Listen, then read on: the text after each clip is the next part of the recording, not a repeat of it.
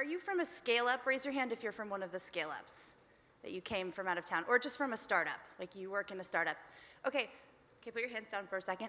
Raise your hand if you've ever thought about or considered the digital single market package before today.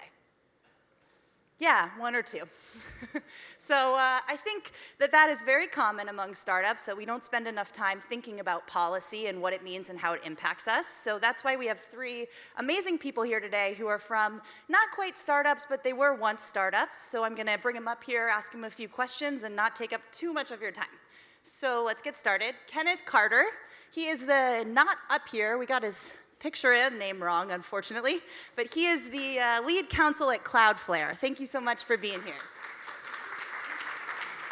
And then we've got Paul Shah from Google here, head of economic policy. Take a seat. And Stephanie Fink, who is the head of EMEA at Salesforce. So thank you so much, guys. Let me make sure you all have mics. All right. All right, everybody should have one. Great. Okay, so you all operate in the EU and the US. You've been in both places for a long time, and you kind of know the differences and have some experiences. So in light of that, what do you think about the evolving policy landscape in Europe, and what about the digital single market package do you think should be improved or changed or is really positive? I'll start with you, Stephanie. Just put this on. Yeah, so thanks. So what you say about digital single market? So you said it's not the, I would say the first thing to hear about it is the concept and the name, because we use it all the time, and as you pointed out, it's not the concept that is the best well known here, and the whole idea of the digital single market is that you have a single market. We know technology evolves very well, and it's most of the time very hard for the policy landscape to evolve at the same pace. And the whole idea of the digital single market, and I think we all embrace it here, is the fact that it's actually to create that digital single market, that united Europe that we would want among the European Union. So that idea is really at the core of the project, and that's what we definitely support. When you look at it from a startup perspective, and we definitely are no longer a startup, but we've been one, and we've only been present in Brussels for 2 years, so in that perspective, we're kind of young to that.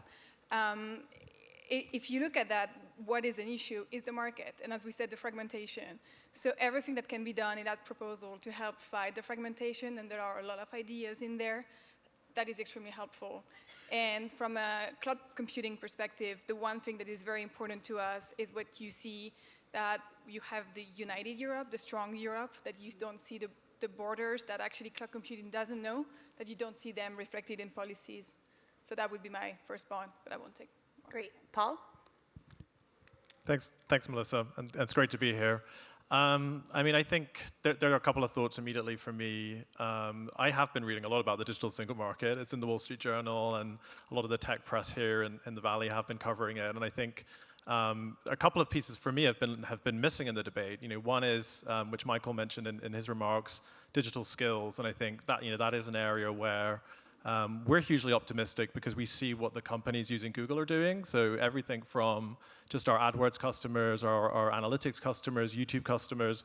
I've had the chance to spend some time with these entrepreneurs in the last few months in Europe, and it's really inspiring what they're doing. But I think we don't have enough of those digital entrepreneurs. That's something the Commission has recognized, a real shortage of around 900,000 jobs by 2020. So really, I think what the DSM package is doing in that space is hugely important. Obviously, all of us are using digital, but we have to help more of these SMEs to get those skills. So Google has actually pledged to invest in more training. We've got an online portal that we've just started in the UK, and we're looking to roll that out across Europe. And I think that is just hugely important that we do more of that. I think the other element that was touched upon as well in some of the discussions is there has been a debate sometimes around the role of kind of big platforms, small companies. I think it was said earlier that in tech things are moving very, very fast, and you can kind of you have to innovate or die, and I think there's a lot of truth to that. But I also think there are partnerships between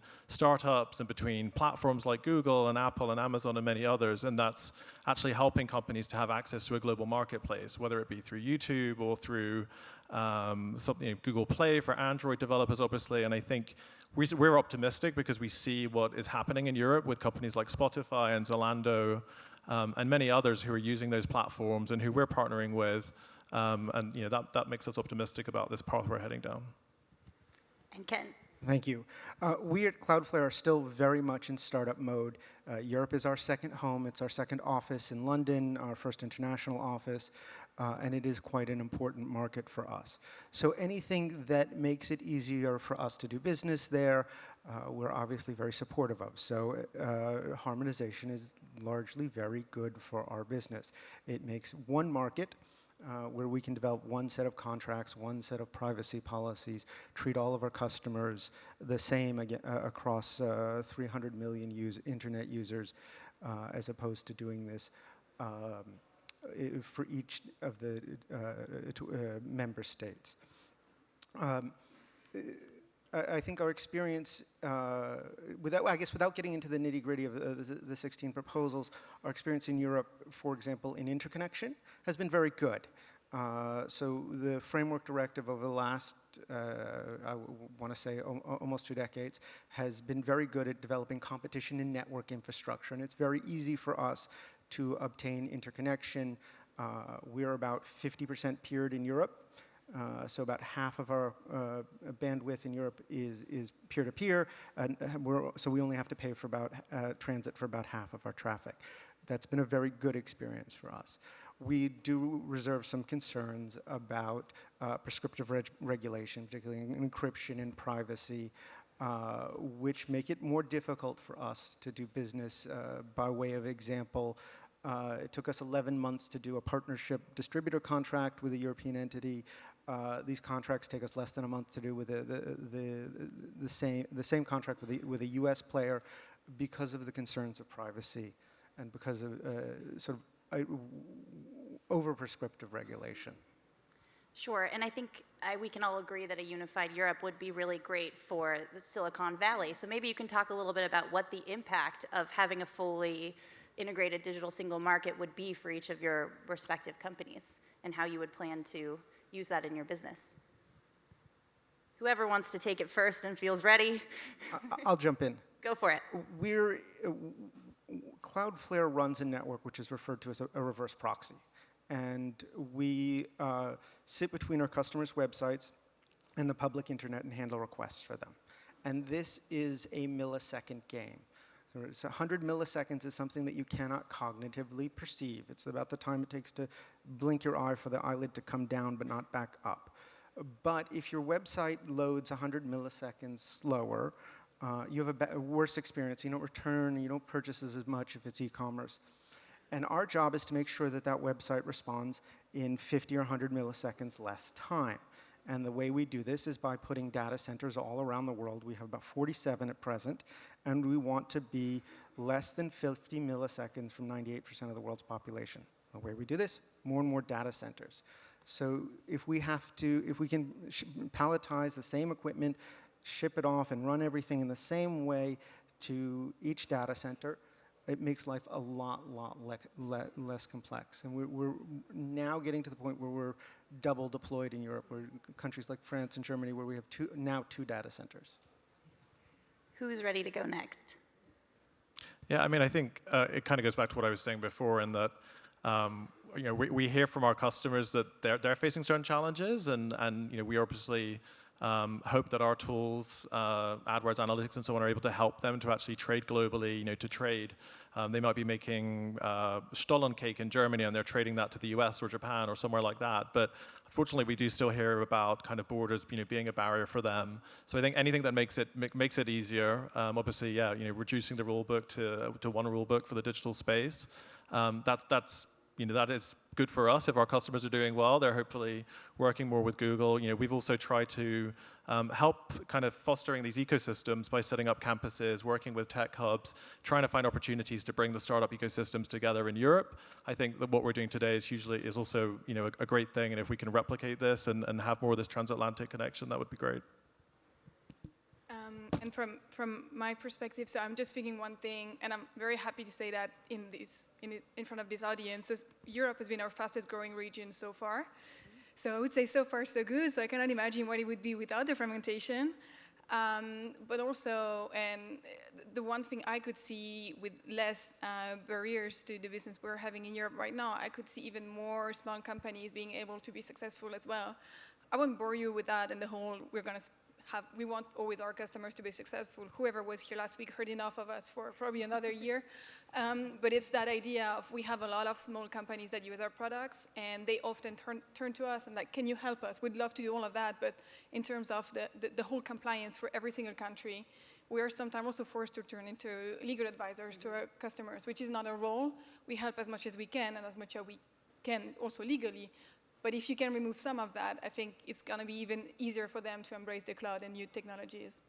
So you said that often you end up acting as people's attorney. Let's give everyone here some free legal or policy advice to all of the attendees. If each of you could just give a piece of advice mostly to startups, because I know that the first employee is never the government affairs person or the attorney. Luckily, usually that comes later, but maybe if you could give each of the people in the audience a piece of advice on navigating the DSM structure or navigating the difficulties of government relations from a tech perspective in general. I'm happy to start. I think, look, I worked in Brussels for many years myself before living here in Silicon Valley, and the EU institutions really have an open door, and I think, actually they want to hear from startups, they want to hear from European startups, they want to hear from everyone in this room. So I know it's the cost of a flight and probably a couple of days of not doing business, which is huge, but work with people like Melissa, Marco, there are a number of other great groups, and I think those couple of days could be a really, really valuable time to get there and just meet with the officials. My one piece of advice would be to get involved in the policy process, if not from day one, day 3. We're a very small company with 200 employees, and we have 3 people working on public policy because we think it's that important. And we don't have an ask and we don't have an axe to grind. But we want to be involved early and often. And we think that companies like us don't spend enough time and energy and capital investing in getting to know their government. And that's good for 2 reasons. First, obviously, you're contributing to a policy process that may be dominated by larger players and that you can make your voice heard and avoid regulation which might fetter your growth down the road. Second, you want to build into the company's DNA good public policy. You can't do that prescriptively. You have to do it organically. No engineer wants me to come to them and say, well, here's what's going on the hill and here's how you should build the product. And there's no product manager who wants me to say the same thing, but here's how you should sell it. But these people are inherently curious as to what's going on in public policy spheres. To the extent that we can draw them into conversations, we have this in our weekly all hands from time to time, and feed that organic sense of curiosity, we're building good public policy into the company. And my last remark would be play the European card. There are a lot of national requirements, but there are European laws and rules, and most of the time you can play that card. I'm thinking about if you hear data residency in one country, check twice, because most of the time there is no such rule, and you have European laws that actually make sure that it's unified. Great. I think that's all the time we have. Big thank you to Mind the Bridge for putting this on. It's an amazing day, and they've worked really, really hard. So thanks so much, and thanks to all of the panelists.